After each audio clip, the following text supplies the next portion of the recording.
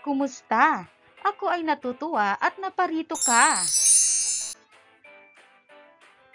Welcome to Maestra Mo YouTube channel. Manood, makinig, at matuto.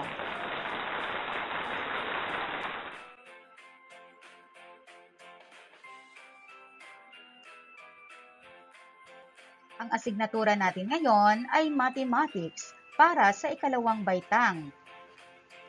Tayo na ay nasa Quarter 4, Week 5. Alam kong nakahanda ka na. Simulan na natin.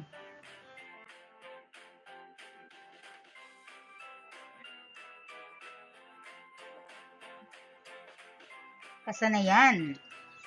Measures objects using appropriate measuring tools and measuring units in gram or kilogram. Estimates and measures mass using gram or kilogram.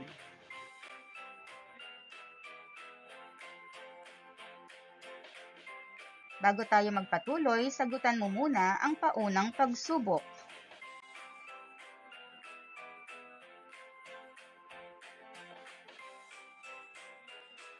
Panuto. Kung ikaw ay kukuha ng timbang ng mga nakalarawan, anong unit ng mass ang gagamitin mo? Isulat sapat lang ang gram o kilogram.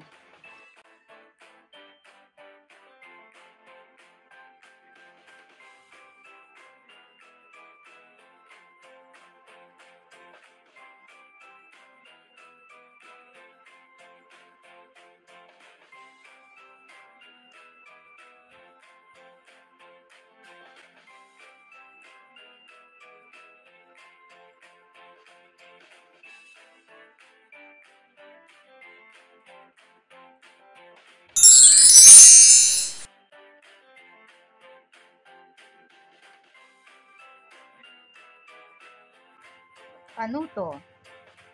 I-estimate ang timbang ng mga sumusunod. Punan ang puwang ng G kung gram o kg kung kilogram.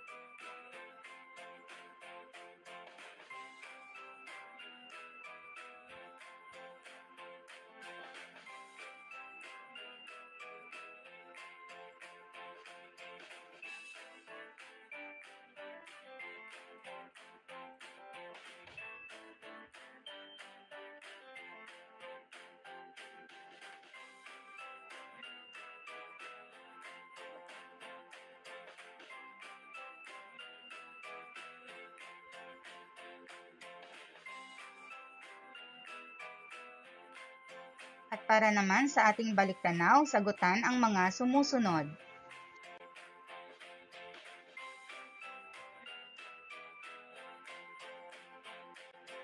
Panuto. Basahin ang sitwasyon at sagutin ang mga tanong na sumusunod. Ipakita ang solusyon.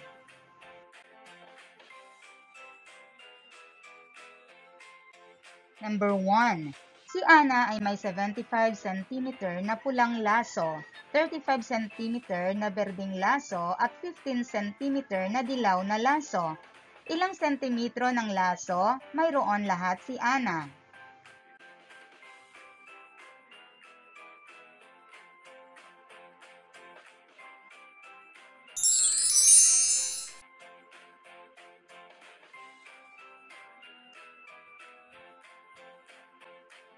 Number 2.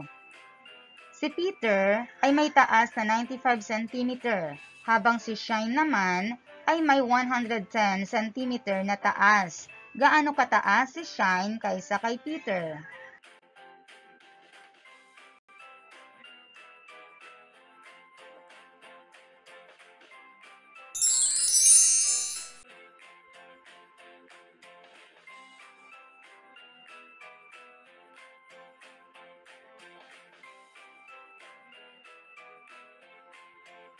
Alam kong nakahanda ka na para sa ating panibagong aralin.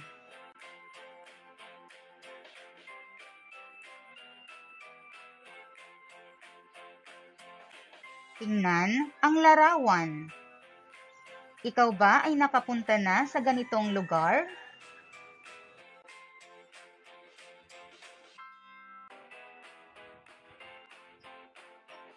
Ano ang tawag sa lugar na ito?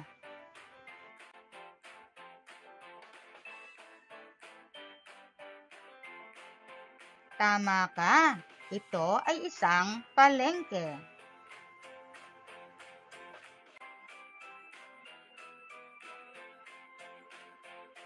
Nakasama ka na ba sa pamamalengke sa iyong nanay o tatay? Ano ang ginagawa ng tindera o tindero kapag kayo ay bumibili ng isda?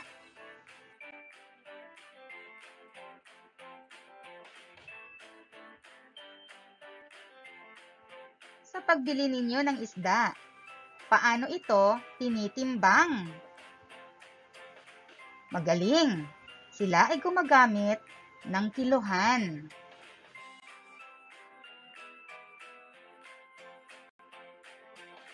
Ngayon ay tingnan mo ang mga larawan. Alin ang mabigat? Alin ang magaan? Magaling! Ang larawan A ay mas magaan. Samantalang ang larawan B ay mas mabigat. Tingnan naman ang mga sumusunod na larawan. Alin ang mabigat? Alin ang magaan? Tama ka ulit. Ang larawan A ay mas mabigat, habang ang larawan B ay mas magaan.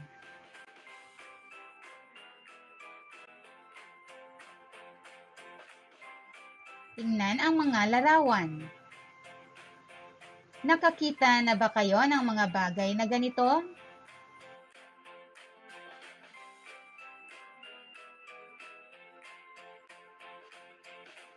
Saan ninyo karaniwang nakikita ang mga ito?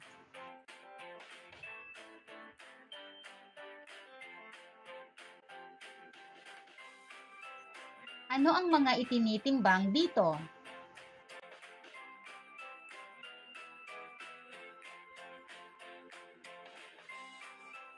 Gamit ang panimbang o weighing scale, timbangin ang sumusunod.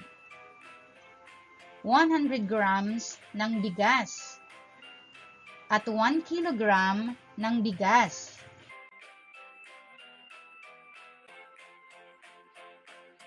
Tingnan ang kaibahan ng 100 grams at 1 kilogram.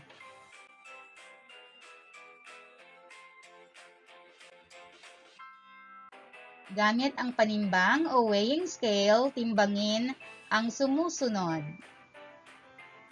1 gram ng ubas at 1 kilogram ng ubas.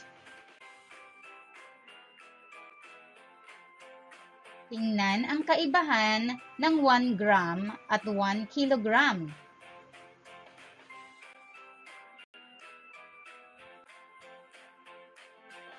Anong unit ng mass ang dapat gamitin kapag ang bagay ay magaan?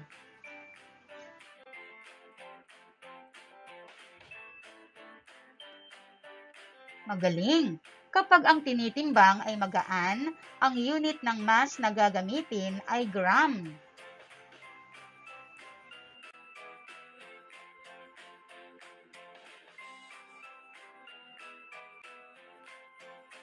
Anong unit ng mass naman ang dapat gamitin kapag ang bagay ay mabigat?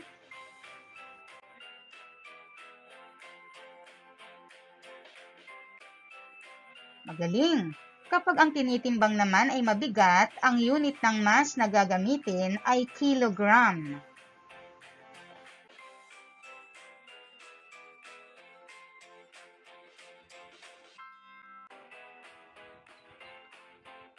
Tandaan natin na ang 1 kilogram ay katumbas ng 1,000 grams.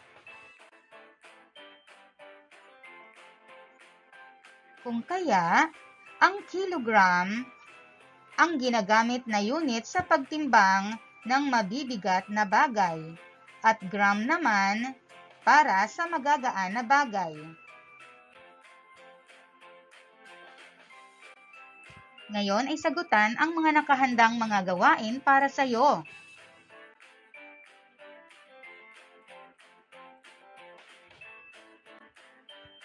Para sa unang gawain, kung ikaw ang kukuha ng timbang ng mga nakalarawan, anong unit ng mass ang gagamitin mo? Isulat ang kg kung kilogram at g kung gram.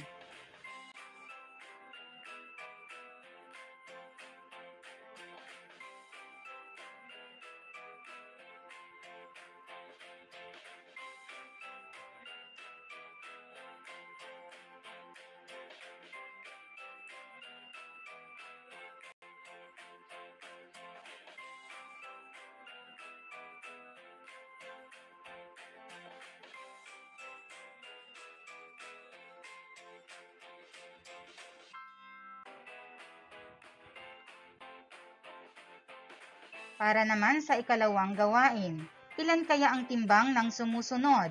Bilugan ang tamang sagot.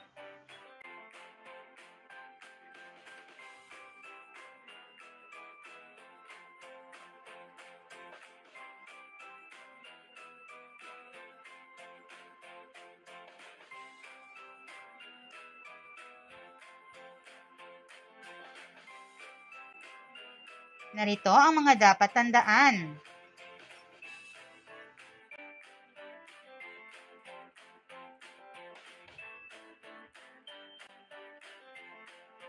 Sa pagsusukat ng timbang, gamitin ang gram sa magagaan na mga bagay. Gamitin naman ang kilogram sa mabibigat na mga bagay. Ang 1 kilogram ay katumbas ng 1,000 grams. Sagutan ang pag-alam sa natutuhan.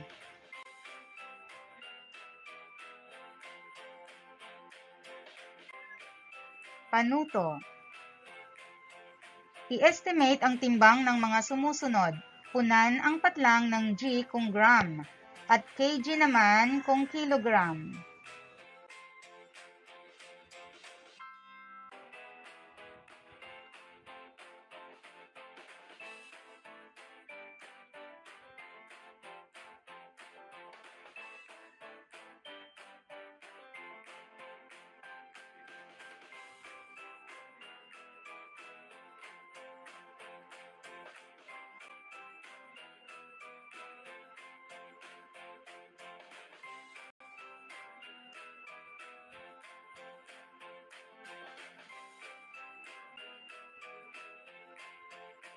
Panuto.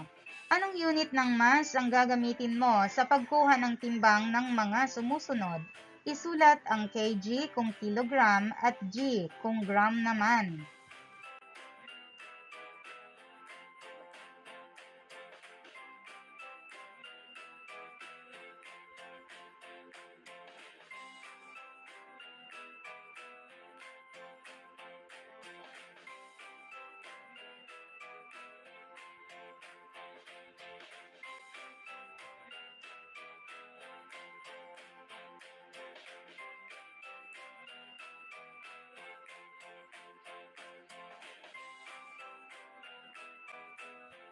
Sagutan ang panghuling pagsusulit.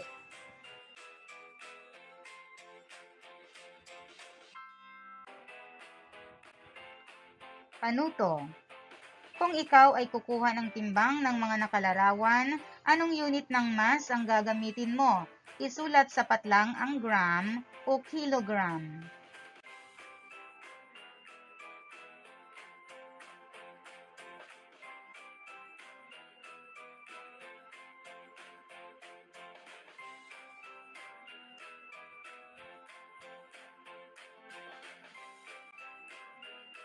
Panuto. Anong unit ng mass ang gagamitin sa bawat larawan? Isulat ang G o kg.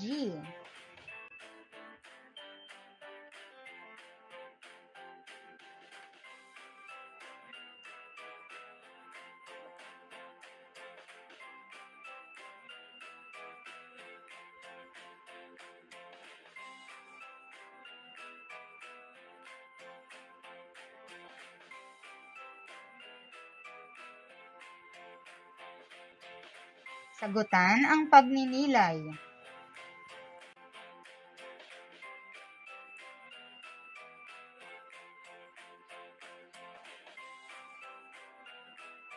Panuto.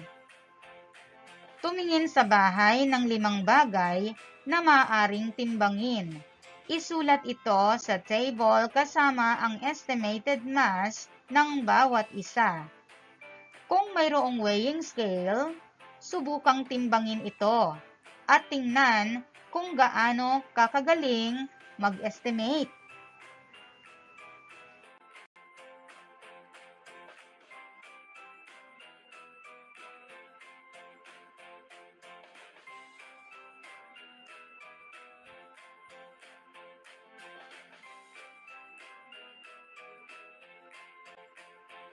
Binabati kita sa mga ipinamalas mong husay at galing. Huwag kalimutang i-like ang video na ito at i-share ang iyong mga natutuhan. Hanggang sa muli!